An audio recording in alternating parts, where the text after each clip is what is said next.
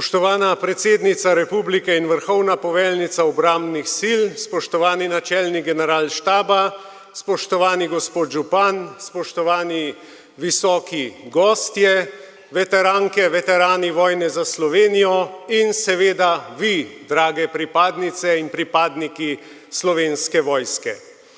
To, da se danes srečamo v Mariboru, ni naključje, saj je v Mariboru Rudolf Maister razglasil Maribor in Štajersko za slovensko posest, letos pa je tudi leto generala Maistra, ki ga slovesno obeležujemo tudi z nocojšnjim dogodkom. In nenazadnje iz Maribora in okolice prihaja največ pripadnic in pripadnikov Slovenske vojske. Ključna beseda za Slovensko vojsko v teh zadnjih letih in mesecih je modernizacija. Prvič, modernizacija opreme, kupujemo transportna letala, helikopterje, najsodobnejši sistem zračne obrambe, vlagamo v raziskave in razvoj, kajti le z raziskavami in razvojem ne bomo capljali za drugimi, ampak bomo tudi mi prepoznani kot država, ki goji lastno obrambno industrijo in ki tudi izvaža. Potem modernizacija načina pridobivanja kadra. Lahko rečemo, da so naši ukrepi, ki smo jih sprejeli v zadnjem času, dali sadove. Lani smo prvič po letu 2010 zaposlili več kot 300 novih pripadnic in pripadnikov, 325 jih je bilo. Potem število taborov in število udeležencev na taborih se drastično povečuje se tudi zanimanje mladih za Slovensko vojsko. Zato nikakor ne drži tisti mit, da mladih Slovenska vojska ne zanima in da državljank in državljanov Slovenska vojska ne zanima.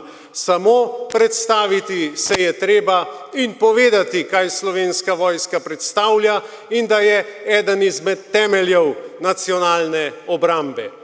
Potem se ukvarjamo tudi z modernizacijo miselnosti tako znotraj samega sistema, kot tudi zunaj njega.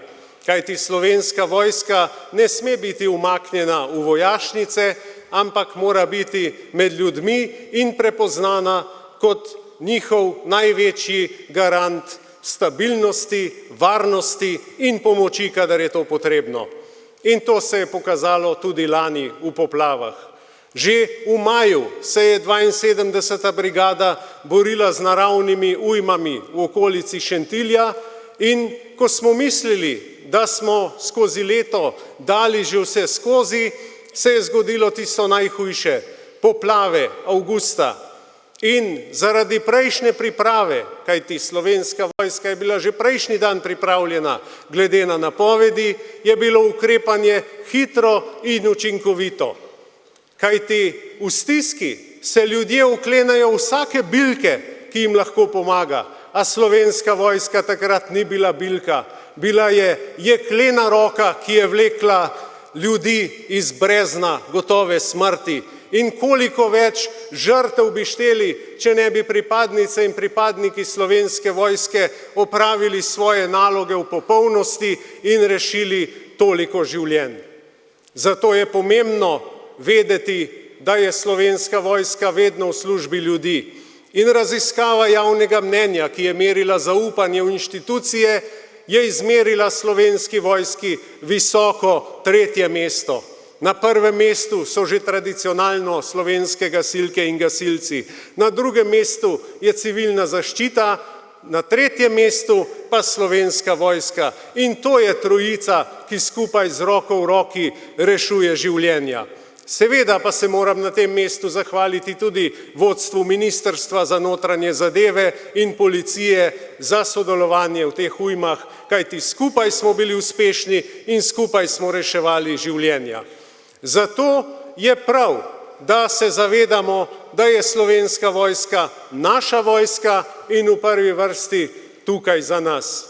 Drage gospe, dragi gospodje, Slovenska vojska bo svojim pogumom, odločnostjo, tovarištvom, predanostjo in kolektivnemu duhu za doseganje ciljev vedno bdela nad državljankami in državljani in vedno bo v vaši in naši službi.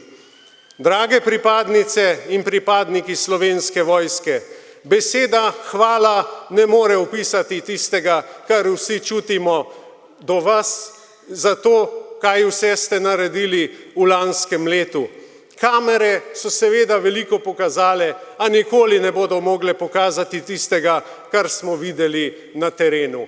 In ko ti pride starejša ženica in reče, ne odpeljite nam vojsko, pustite vojsko tukaj, kajti zaupamo jim, je to največja nagrada, ki jo človek lahko doživi. Drage pripadnice in pripadniki Slovenske vojske, iskreno vam čestitam ob vašem in našem prazniku.